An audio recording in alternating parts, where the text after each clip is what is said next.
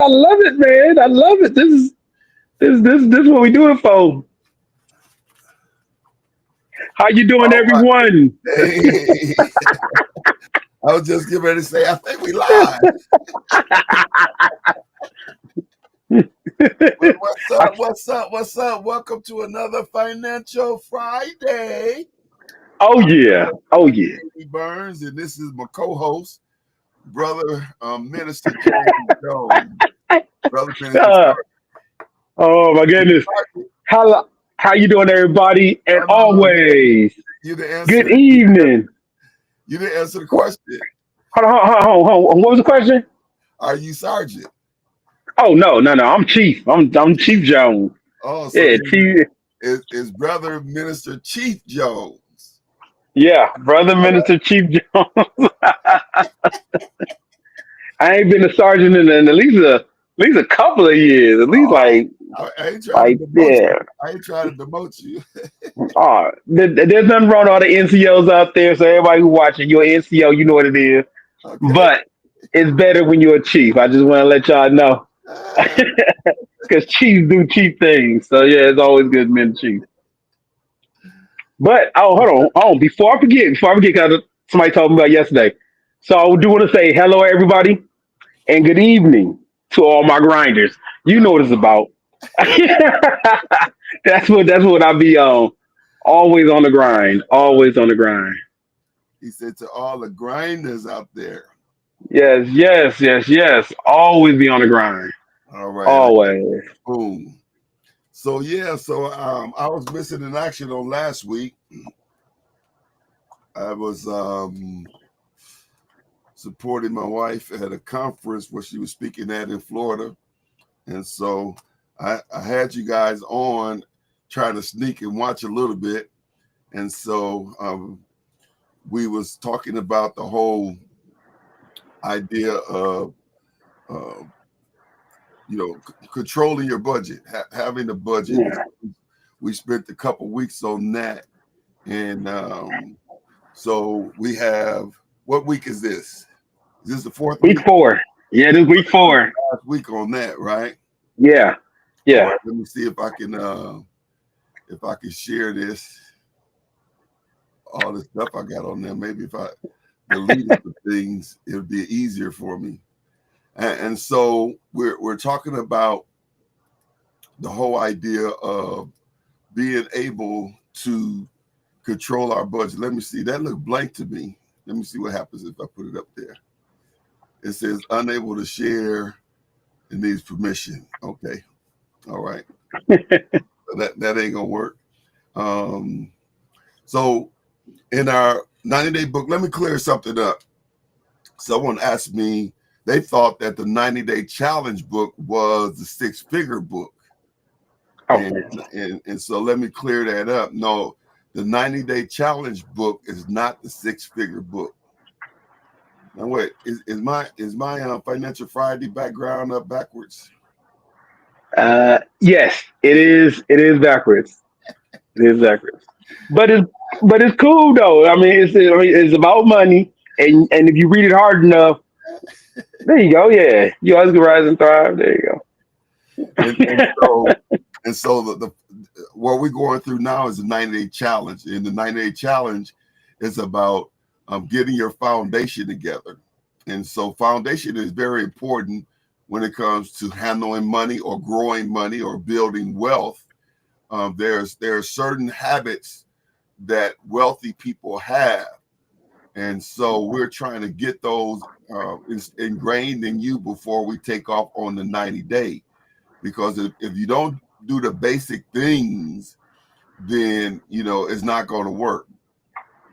It takes a lot go. to be able to handle that kind of wealth. And we're going to talk a little bit about discipline tonight. But being able to handle that kind of wealth, you don't want to build up and now you have 50,000 and then you go take it and go buy a car. Yeah. All right. So James, when it comes to having a solid foundation to build on and an operating system, if I can say it like that you're abiding by, SOP, Yes, that's yeah, exactly what I'm buying by. Yeah. How important is that? It's everything. A Okay. solid foundation is the structure of everything we got. You can't go to war unless you have a solid foundation of troops. Mhm. You can't build a building unless you have a solid foundation to build the building. It's the foundation that can tell you how high your building can go. It's the foundation that tells you how wide you can go. There is no tree out there that doesn't have a foundation that can support the tree. Otherwise, it will fall. There's no building out there. There's no building or skyscraper that's ever been built that doesn't have a foundation that is about as equal and heavy as what's above the ground. There's no iceberg out there that doesn't have a bigger foundation than what you can see above water. A foundation is so solid that nothing in the world happens without a solid foundation. When we're talking about foundation, and the person said, "Oh yeah, that's overdoing it. You don't need to do all of that." What would you say to that person? I'll tell them where they want to be in life, and wherever they want to be, a foundation is going to get them there. So if you said I want to be a basketball player, let's see how many basketball players are superstars that don't have a good foundation. There's none. When you say a good foundation, you talking about a good regimen in what they're doing on a continuous basis, like getting up at Correct. a certain time, doing a certain workout, so forth Yeah. and so on. I mean, we can take people like Kobe and people are, oh, he's phenomenal. But then you can take somebody like Shaq, right? And Shaq said he had a different regimen. His regimen wasn't to work out during the off season, is to relax. He he used regular season games to build up to him playing in the playoffs because that's where everything was going to happen.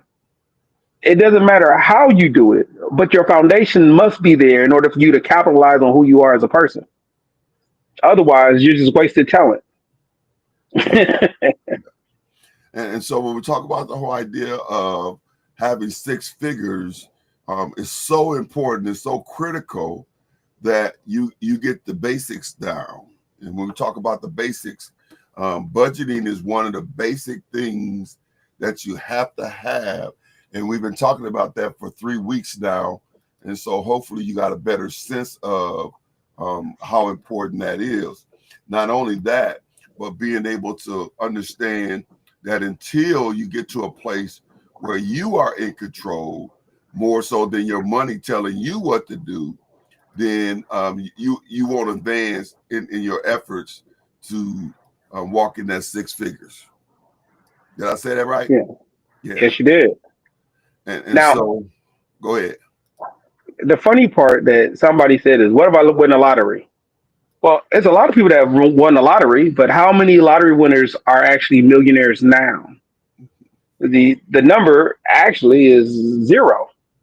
If you win the lottery today without a solid foundation, your money will be gone by tomorrow. And for some, that can last on for about 3 years. Unfortunately, the money doesn't last because without a foundation, you don't know what to do with the money.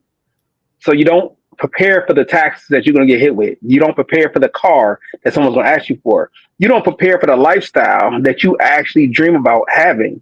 So you grab all these things without a foundation, and then you end up losing these things because you lack foundation. Foundation is the key to basic growth. So that's why I'm very hard pressed, and I'm glad we had 3 weeks on talking about foundation and just being regimented to building a foundation. Yeah. And when it comes to building foundations, just like when you look at a building, they tear up the roads and they have barricades everywhere. They reroute traffic. It's very inconvenient and oftentimes it's frustrating. you know but once they get that foundation up, then you come back around there a week later and it's almost you got a shell up there. But it seems like Yeah. it takes months for them to get the foundation built, and it takes weeks, and I'm exaggerating a little bit, but the amount of time it takes to do the foundation seems like it's 2 to 3 times as long as it takes to put up the building. Yeah. I think the best way to think about it is that we finna grow a harvest. Now we finna grow crops. We finna grow a harvest because that's the the goal of every farmer is to have a harvest. It's not to plant crops. It's to have a harvest. So by looking at the end, you work all that way in the beginning. Think about it. You gotta one remove all the tree trunks, the roots from the soil. Then you gotta clear the soil of every hard rock that's gonna mess up. Then you gotta plant. All of these things take place before anybody ever sees a single seed sprout. And then once you get done doing all of that, now you gotta water it. Then now you gotta weed it. And now you gotta take care of it. And then you're hoping for a sprout, just a sprout, just something to come above the dirt. And then that's how much time it takes to build a foundation. But once the foundation is built, then you can start looking for your harvest. And so in that same way, when building those foundations, or like you saying, when it comes to farming, you know, Yeah. there's a lot of work that goes in before the sprout comes up. And Yeah. so when we look at budgeting, budgeting is a daunting task, you know, at first. You know, when I started working on our budget, man, that it's not necessarily a walk in the park if you're not used to it, right? If you're Yeah. not used to it. Just like I started working with my calendar to manage my time better, you know, Yeah. and be able to look at where I'm going. At first, and I still ain't got it down packed, but at first it was annoying, really, you know, trying to keep up with all of the different things. I didn't realize how much stuff I had that I started trying to use the calendar. But I'm saying that to say to the person who's you trying to get your budget together, you're trying to get started looking at your budget and allowing your budget to dictate your moves. You know, you're trying to do it, but you keep falling off the wagon, or you feel like it's too much to ask. James, what could you say to encourage that person today? Is I don't want to. I don't want to lose you. All right. So if I have to talk to a person, I'm gonna tell them the truth. In the beginning is never easy. In the beginning is hard, but everything is hard in the beginning because you have to train your body to do what you may not want to do in the beginning. And thinking about everything that you can possibly want, have, or do, you have to start putting your body in that position. So when it comes in the beginning, now I'm gonna be honest. When I first started, it might have been a bunch of years ago, a bunch of years ago, but it wasn't the easiest thing to do. It wasn't the. It was something very difficult for me to understand. And when when you start doing it, because I'm talking to somebody, so if I have to tell somebody, I'll tell them when you start doing it, you have to correct all your deficiencies in the process of growth. And in the process of growth, you have to be determined in order to do it. Because determination with persistency is how you grind things out. And once you grind stuff out, then you got it. And it's never going to be 100%. Is the goal is 100%, but you're always striving. Mm-hmm. Because when you think you accomplished a task, you still got that many more to go. And I tell everyone, even the formula that I use that was given to me, that formula is good. However, I don't hit that formula. To be at a perfect 40%, to be at a perfect 10%, a perfect 10%. Nope. I don't. I go over on my tithes and offerings.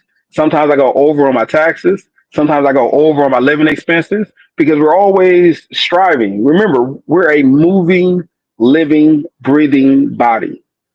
But once we get in the regiment of assigning our money and assigning our time, things start falling in order. So when Junior said, "Let's," when you talk about foundation, and I do like that comment. We're talking about a foundation is what you stand on. Hmm. So when it comes to foundation, you have to have something to stand on, something that you grow on. Hmm. So we need foundation to grow. We need foundation to help us build. So the the assignment of money, the assignment of your time is just merely your foundation. You still got to go out and grow. So Yeah. that's always one of the great things that I'm glad you brought that up. Okay. Okay. Well, let's talk about some key things when it comes Yeah. to building habits. When it comes to building habits for spending, and when it comes to discipline, because we want everyone who wants to reach that six figure to be able to reach that. Yeah. But before you could do that, you have to understand some things. Let's talk about for a few minutes why spending discipline is so critical. So we're talking about disciplining our spending, delayed gratification. When we talk about being purpose in how we spend our money, what comes to mind to you, James, when we talk about discipline when it comes to spending? Most of the discipline that comes to spending is me remembering my mistakes. I think it's important for us to know, I think it's important for me to know where I fail. So when you Because say your mistakes, what do you mean for somebody who may not understand? because in the beginning, I think Denzel Washington had the best. He had one of the best slogans. He said, "An amateur is practicing to know the line. A professional is practicing not to forget or not to know the line, not to forget the lines." I think that's the slogan. An amateur is trying to know it. A professional is trying to internalize it.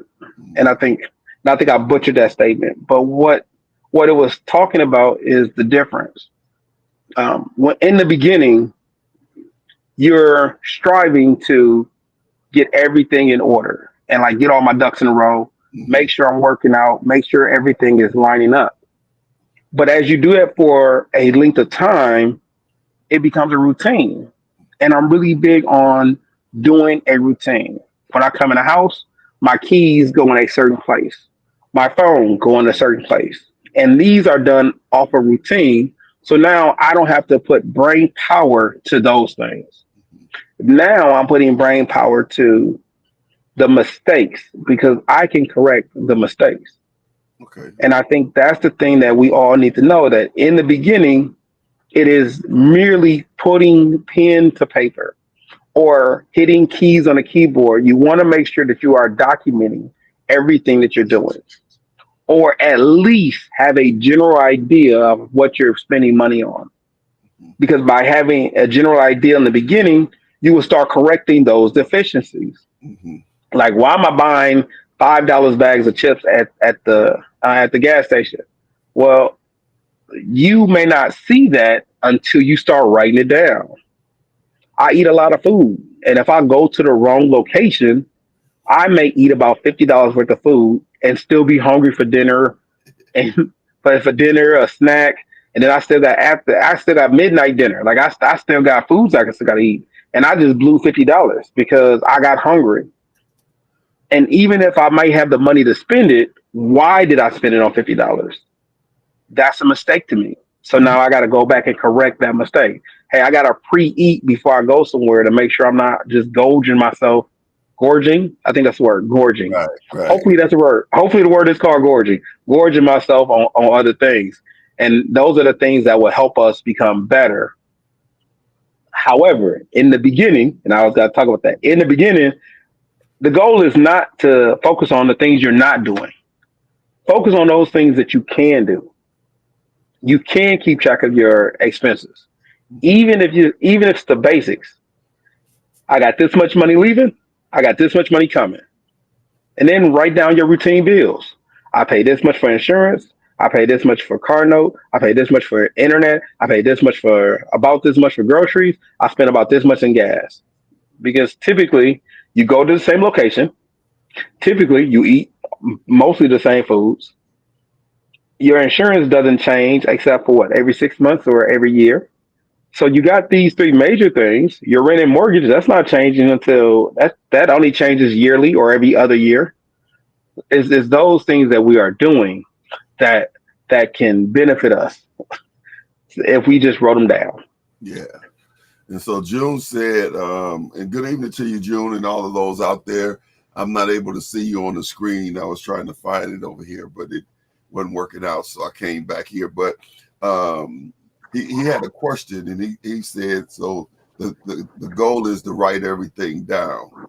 And so the answer to that is yes. The goal is to write everything down that you're spending and categorize it in a budget, organize it in a budget. Is that correct, Yes. Dave? Yeah, I think I want you to write it down, but it got to be more generalized because in the beginning it's generalized and then focused. So write down those things that you spend routinely on, right? And then start keeping track of those things that you don't spend routinely on. Because you may not know that you buy a pack of gummy bears. You may not know that. You may not know that you spend an extra $20 at the gas station. You may not know that. And that's the difference. So for those who are doing it, being more focused will improve you. For those who are not doing it and you need to start at start. And I think that's one of our best phrases ever came out of Jericho. Start at start. Mm-hmm. If you're not doing anything, doing something in the right direction would allow you to move forward. Mm-hmm. If you're already doing what you're supposed to do and marking everything down, being more detailed will help you identify those flaws that you're having. Okay. And so on any level, whether you're going to six figures or whether you just saving $100 for a tire, you have to have to some degree control over your spending, and ultimately you want to master your spending discipline if you're going to have financial freedom, where you're not going to be chasing checks and tripping out when emergency happens, and it has a lot to do with turning things around or lining things up. We want our spending to line up with our goals. Yes. So once you know where you're trying to go, then let's say I'm going for for easy math, I'm going for a new vehicle, and I know what it takes to get that new vehicle, and I'm on my saving plan, and then a used vehicle pops up. Now, I'm not saying nothing wrong with used vehicles. I'm just using the illustration, and I'm tempted because I don't want to wait. It's going to take me another 6 months to have everything saved for the new vehicle. So I see this other vehicle that I can get right now, and then I take my money and go get that vehicle, and then now I have to put some money in that vehicle. So now I'm having all kind of trouble because I wasn't willing to wait. I don't know if that was a good analogy or not. Oh, I, I do hear you, but that happens on a regular basis to people. Maybe not for a car, but for clothing or for shoes. Mhm. It's a lot of times that we allow ourselves to fall short of what we really want. Some people call it settling because you be like, well, I really want it, but I want it now. Or somebody be like, another term is your pockets is hot or it's burning a hole in your pocket. Yeah. And but that's where assigning money becomes a lot more beneficial because as you assign money, now you can see it growing. And that tempers a lot of your Mm-hmm. pocket burners, because you see what you're doing. If you're supposed to have $20,000 and you're at 1850, you can see you at 1850. You looking at your account like, "Ooh, I'm at 1850." Now you're like, "Okay, I got 6 more months.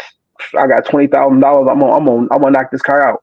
You got the car you want, and you got the money, and you're almost there, right? When you can see that your goals are becoming into fruition, that allows you, or that helps silence some of that hunger. The problem that you run into is that somebody is tempting you. Is somebody close to you and say, "Oh man, you know what? Man, you don't even need that new thing. You can do good with what you got." And then that's where proper diligence and determination will help get you over those hurdles of And peer so, pressure. with the proper diligence, will would that be where a spending plan would come into play? Yes. You know, and so Yeah. let's talk a little more about this whole idea of. Um,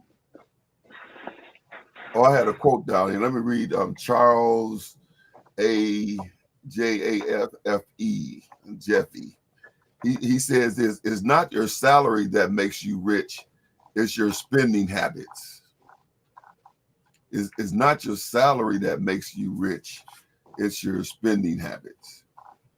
And so a lot of times you think that it's the money that you bringing in, you know, but it's really is the money that you stacking up, Yeah. because you can make $200,000 a year, but if you spending, 175,000 of it, you know what I mean? And Yeah. so it's not what you bringing in as much as it is what you're disciplined and stacking up. All right. So, Yeah. James, what motivates you when it comes to your spending? So I got kids, and now I have godchildren as well. So my biggest thing is a legacy. So I'm really big on legacy. A lot of the older books that I read when I was growing up. So you talk about authors like Marcus Garvey with his the Pan African movement, or you talk about W.E.B. Du Bois, and he Mhm. talked about the Negro business, right? And then you got Frederick Douglass, which is he's talking about coming out of slavery. When you read those books and you know how determined they was to become successful. Now, their ideologies might have made them academic enemies, but the reason for that is because they were strong about what they wanted, their determination to get free or to develop us or to move us into the right direction. It was the determination that you had to take away from. Now, the different ideas that they took, right, the different theologies that they had in order to make these plans, those are the things in which I take. And I think having a future, right? Me right now, I had a future back when I was 8. And that future was back when I was 8. Now I'm in my 40s now. So I can say that when I was 8, I remember the story about my grandfather who did a lot to get me to where he he did a lot then looking forward to me now. He didn't even meet me. He didn't meet the 40-year-old me. He didn't he probably met the 1-year-old me. Like he probably met the 1-year-old me. But he did a lot to get us he did a lot to himself to get his family in a better situation. Mhm. So I want to make sure that I'm honoring him. To all my grandfathers that came up and they was pastors or deacons of a church, I Yeah. want to make sure that I honor them with the Okay. legacy that I have. Okay. Now, with that being said, with all those people who pushed me forward and got me in the right situation, I'm not. Let me also talk about my grandmamas. They also helped too. My mamas, and I say my mamas because there's a lot of mothers that fed me. My mama is my mama, and but it's my friends' mamas and other people's fathers and father figures that help. My mentors, my big brothers, they help push me along. Now I'm at the point where it's my turn to push other people along. So pushing up the youth, exalting the youth, getting them in the right direction, getting my kids up in the right direction, getting my god kids in the right direction. That's what I'm about at this point in time. Is about I may not be halfway. I may be was that midlife or I forgot the term, but in my 40s, I know that there's a lot of younger people who are well suited to do well. I just want to acknowledge them and try to put them in the right line if I can. All right. I see Minister Pfeiffer on tune in. How you doing, Minister Pfeiffer, down in Mississippi? Um, so Oh so yeah. um, how important is it to understand the difference between needs and wants when it comes to disciplining your spending? Oh, That's the funniest thing ever. That's more of a dice roll because it's a maturity thing. It's a very big maturity thing because by analyzing those things that you need, you can pray for those things that you need. By stating those things that you want, then you know what you really need to go for. Mhm. Because some people say, "I need," right, and they're like, I need a helicopter." You don't need a helicopter. You need transportation. That's the difference. So when we pray, we're praying for transportation. Some people are praying for the helicopter, right? And God is supplying all of your needs. Mhm. So when God supply your needs, He's gonna give you what you need.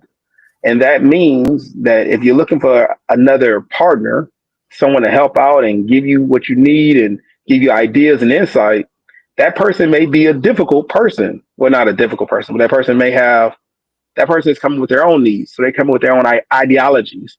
And even though they're collaborating with you, some of that creates friction because in order for you to get to where you never been, you got to do some things you never did.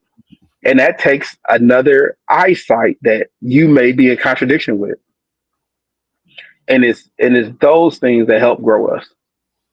Let's listen at this quote from Warren Buffett. He says the difference between successful people and really successful people is that really successful people say no almost to everything. Is that me? Was that my quote? Was that my quote? Was that me? I'm like, I don't think. Was that me? Did I say that? Think I think I said that. I think I was on.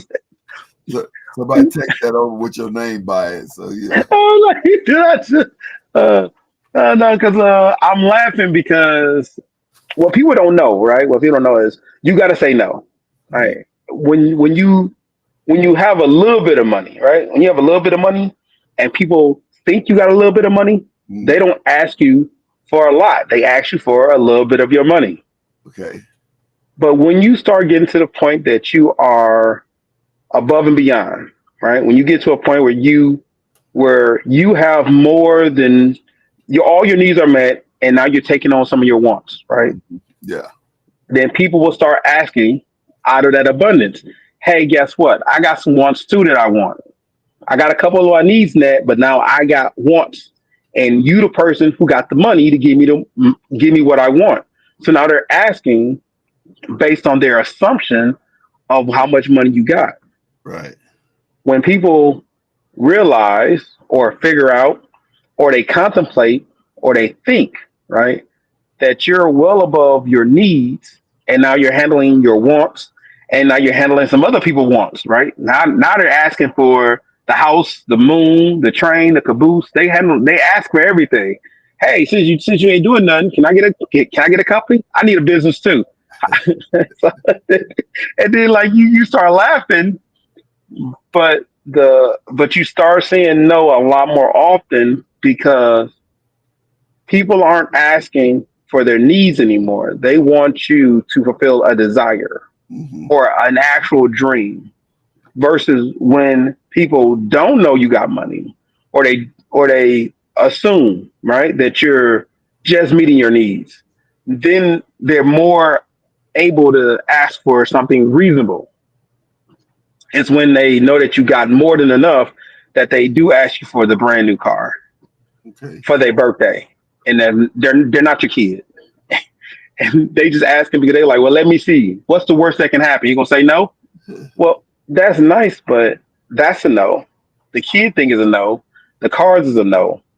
And you say no a lot more often than you would like to. Even though you do generally like to help people, you when you do have more money or perceived more money or a perceived better successful lifestyle, people do tend to ask for stuff.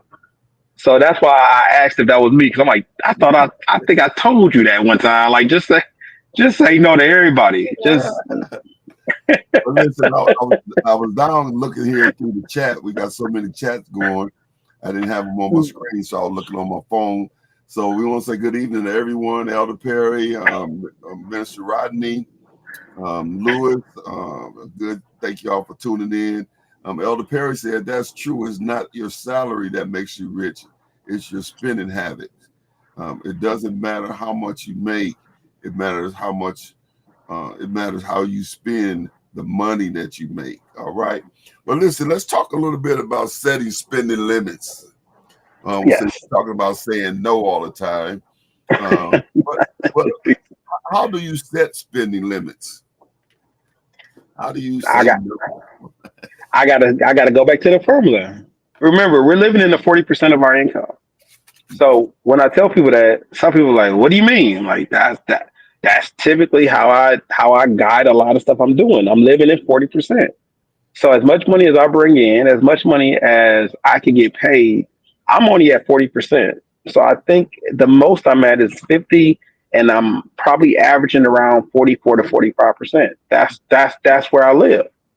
And when I say that, I'm still putting money to my investments, to the conglomerate of investments. How about that? And I'm still putting money to. I'm still giving money to the church. I'm still giving money to different organizations. I'm still trying to accelerate myself out of whatever financial situation I'm in to another better financial situation. Like I'm still doing these things. So your limit has to be your limit. My limit is 40. So when I start reaching up to 40%, I just start saying no. No, no, no, no, I'm not doing that. No, I'm not doing that. No. And when they ask why, well, I didn't assign that to do. Mm-hmm. I think we was going somewhere and I was with my daughter. Shouts out to my daughter. So we was going somewhere and she asked me for she was asking about some food. And I'm hungry too. I'm typically always hungry. So she was asking about food and I was like, yeah, I'm hungry too, but I'm gonna go home and eat.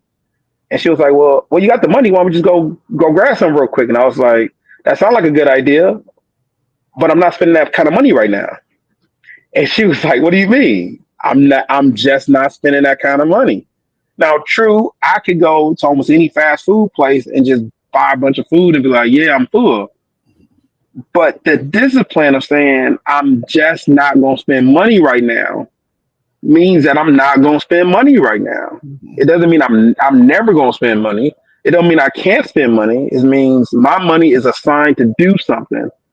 So I gotta persuade myself, determine, and go against what I feel like doing to make sure I'm holding true to what I want. So it is gonna be a lot of no's because I could have spent a bunch of money on some fast food. And when I say a bunch of money, $20 at a fast food place only feeds two people. So when you riding around and you got all your people in the car and everybody having a good time, six people is more than $100. Even if you go to Wendy's and you get the 5 for $5 biggie meal, you gotta get. Hey, don't worry.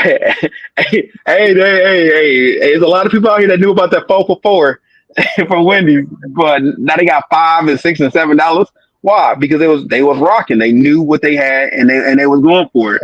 So you talking about you spending $7 for six people, that's almost $50. Mm-hmm. I mean, it's do you have the ability to say no? Okay. Yeah.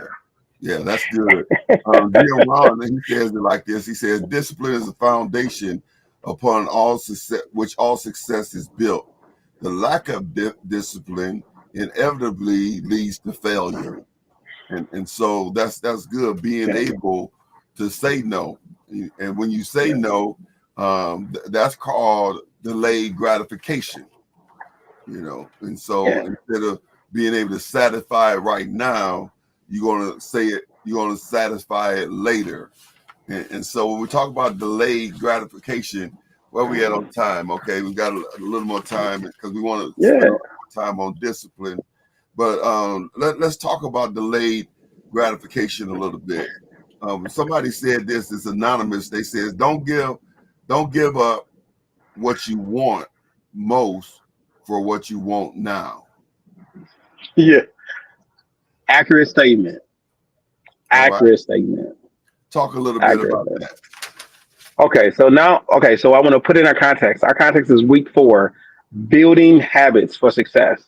So one of the biggest habits you can have is the habit of having a plan and a vision. That's your biggest habit because you do have to say no. And I'm not talking about you got to say no to a bunch of kids. You got to say no to yourself because your kids are asking for your money. Your people are asking for your time. People are asking for your resources. So you have to say no. And when I say you have to say no, I mean like you really gotta say no. You gotta know that no exists. I think Okay. that's a better way to put it. You gotta know that no exists. And I'm not saying no when you run out of money. I'm saying no when you got $200 in your pocket. No when you got an extra $2,000 in your pocket. No when you got an extra $20,000 in your pocket. You gotta know that no is no, and you gotta know that you can say it. And I mean, say it to your mama, say it to your brother, say it to your daddy, say it to your sister. You got to know what no is. And So, sometimes, I just want to, so go ahead. sometimes no isn't never, no is not right now. And as long as you understand what not right now is never a complete end. It just means that not right now. Okay. So we should pay no attention to Minister Pfeiffer when she says when they ask for McDonald's, you simply say you got some McDonald money, parenting 101. But June, yes. So the answer to June's question, he says I like that one. That was nice. All right, he so says that's 2 points. I give you that. he, he says Junior says, so what you're saying is you give yourself an allowance, and when it's gone, you say no. Yes, That's exactly what we're saying. Yeah, yes. yeah.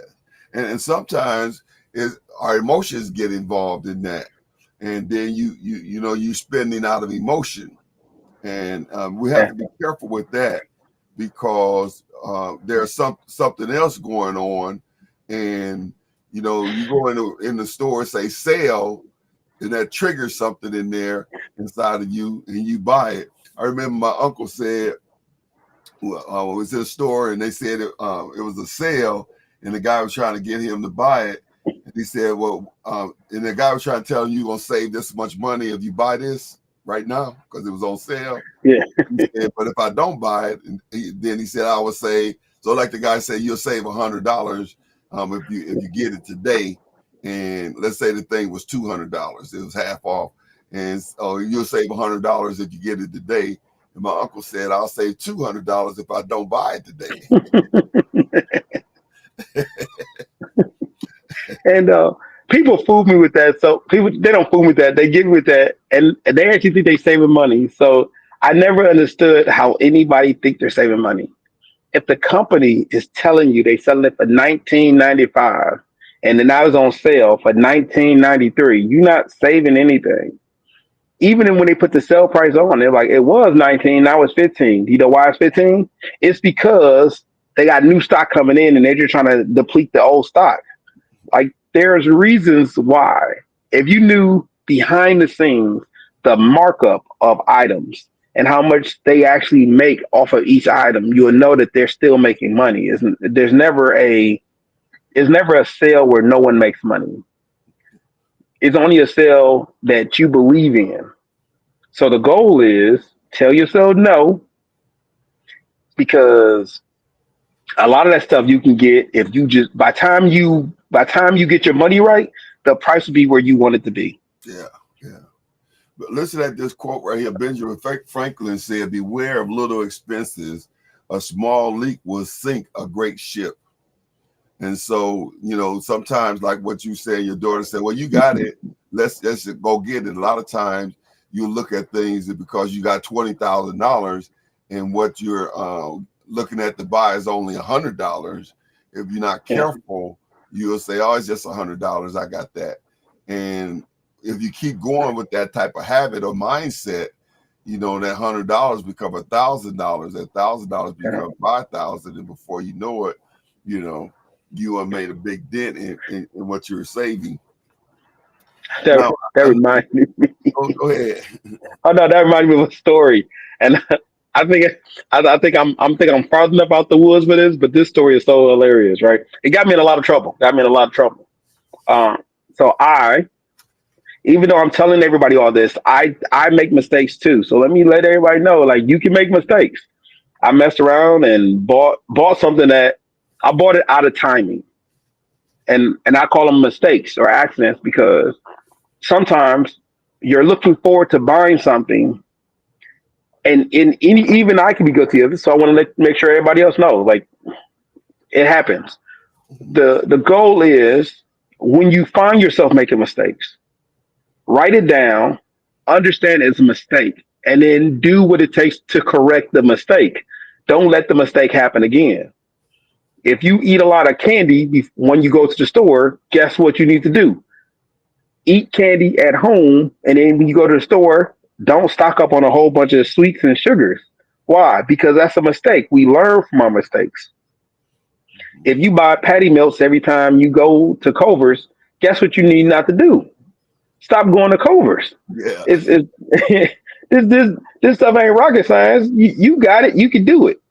Now, if you make a mistake, don't harp on your mistake. Just identify the mistake and then don't do it again.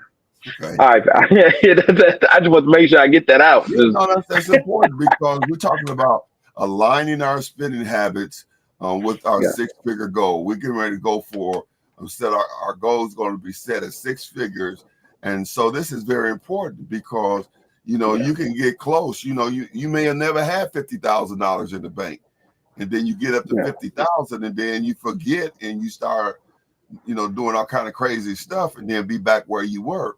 And just like you said with the lottery, people who win the lottery, the statistics says that I can't remember how many of it, but a large majority of people who win the lottery is worse off after they win the lottery because they go out and they buy all of this stuff, and then that stuff catch up with them because they weren't disciplined in their spending, and so because they didn't have a plan. And what you're saying to us is our budget is our dashboard. Our budget is our compass. Our budget tells us what we can and what we should and should not do. And following our budget becomes our roadmap because as long as we following our budget, our numbers don't lie. And so it's so important that we learn what you're saying when it comes to saying no. No, no, no, no, no. Matter of fact, why don't y'all type that in the chat? Let's practice that. Y'all type it in the chat. No. Type no in the chat. And let's practice that, because like he said, if you wait, you'll be in a better financial position, but then you will also be whatever it is that you're going to get will also be at the price right where you want it. And so that's key. So we got a few minutes left. Let's close out tonight talking about this whole idea of the necessary, how necessary it is to be disciplined, because you got your budget you already figured out your 40% or wherever you are on your budget. You already figured out your bills. You got them in there. You got everything going. It shows you what you got left. You're looking at. I think we got investment coming up, and about that. How to begin to look that way, but you're starting to save money now. Now as Dave Ramsey said that last video we looked at. Now you seeing money that you didn't know where it is. He said, "Where the heck all this money coming from?" And so when that happens, if you're not careful, if you used to just spending your money, when that money starts stacking up, if you keep spending the money the way you did before you line everything up, you're going to be drained in the swamp. Well, it won't be the swamp, but we have to find another way. I don't want it to be the swamp. You're gonna drain the money bowl. Yeah. But people find that out a lot easier. So let me give two different scenarios. If you're only tracking the expenses and your income, if you only tracking those two, it's a good start. It's a start. So I'm not downplaying the start. But now you know that you're spending money and your income.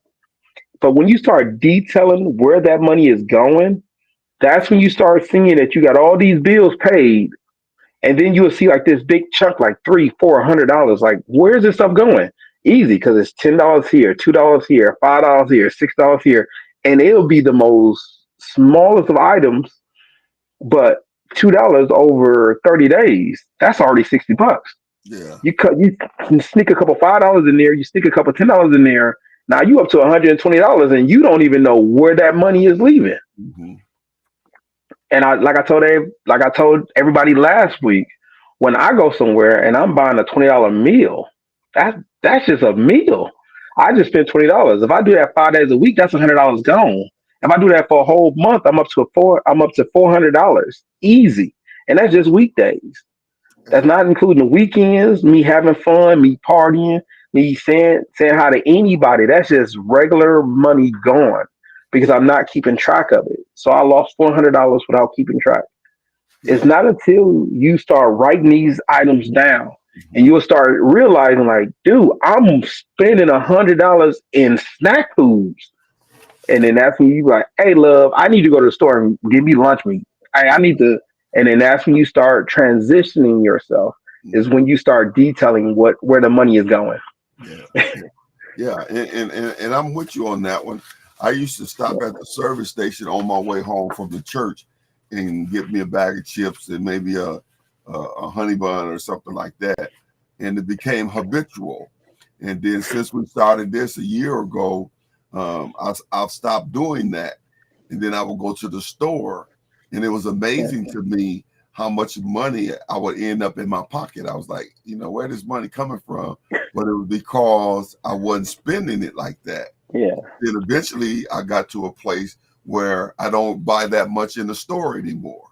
I just, stop eating it, And so what Benjamin Franklin was saying, as far as those small little drips when you talk about your spending, because like you said, now you have $400 a month, and then you times 12, you have what, $4,000, almost $5,000, actually $5,000 or $6,000 a year. Yeah. And that's a lot of money. You put $6,000 into an investment, you're on to something, So let's close with talking about this whole idea of tracking our progress. So we got our budget. Okay. We're conscious of our discipline. Yeah. We got our foundation together. And we're ready to rock and roll. How do we track to make sure that we stay on course? I was doing this and I had somebody else do this. So I think the solution works for everybody. So most of us have one checking account that we utilize. You take that one checking account and you go over last month, and you go over and you type in all those knickknacks that you spent money on. Just start typing them in, and you will realize how many transactions you got to type in.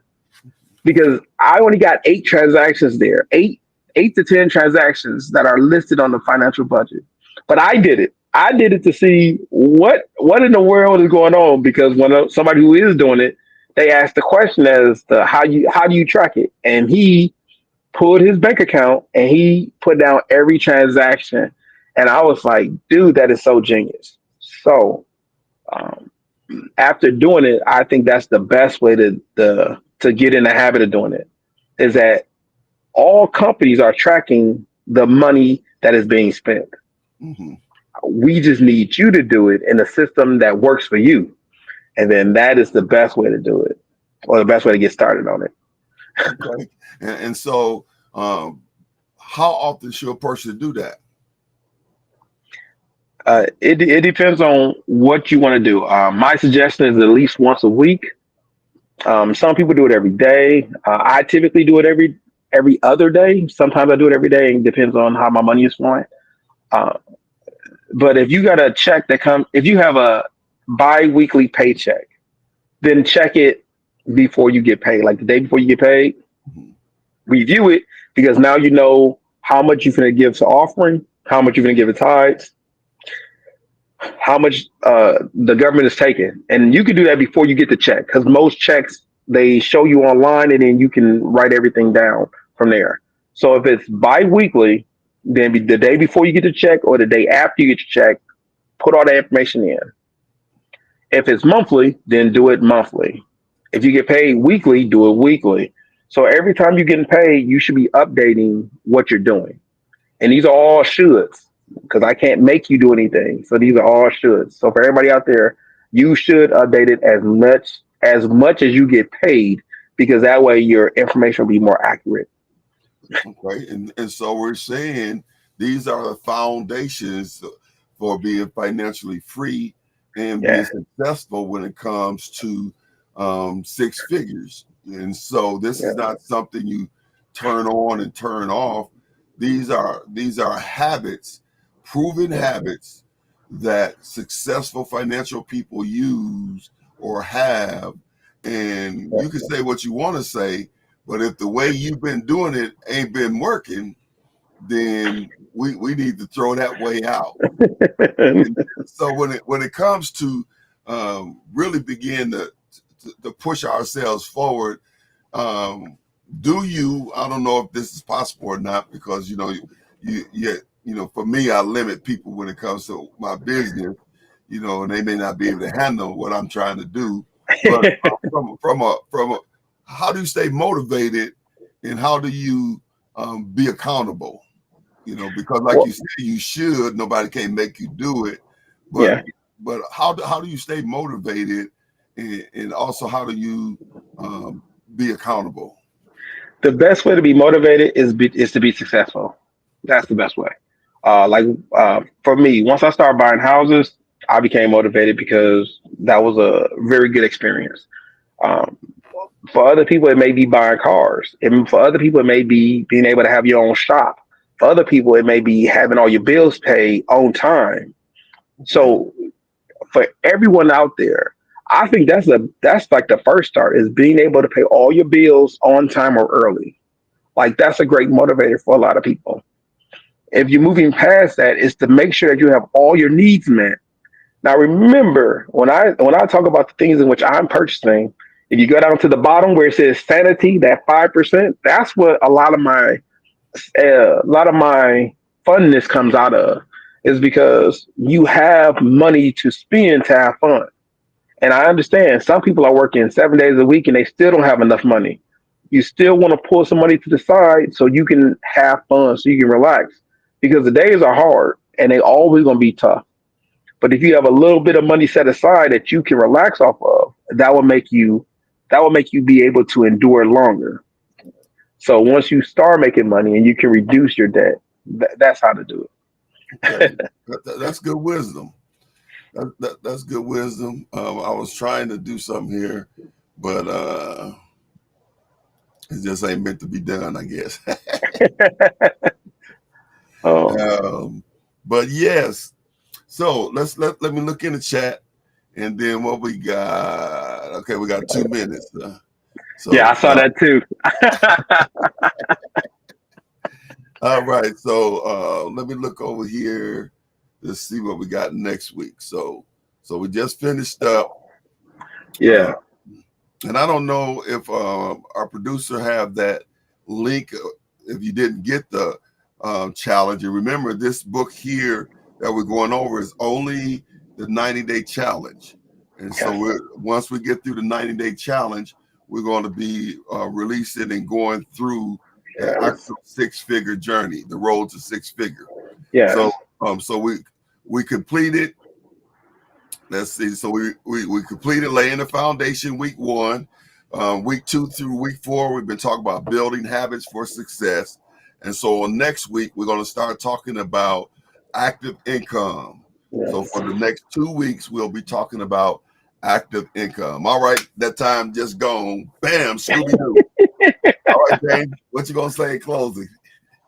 To all my grinders out there, keep it smooth. Get out there. Let's do it. I believe in you. All right. There's the link right there. So go ahead and make sure that you pick up your 90-day challenge book so that you can be on the same page. We look forward to seeing you next week talking about active income. Um, Yes. Yes. Yes. I won't get James nervous. Peace.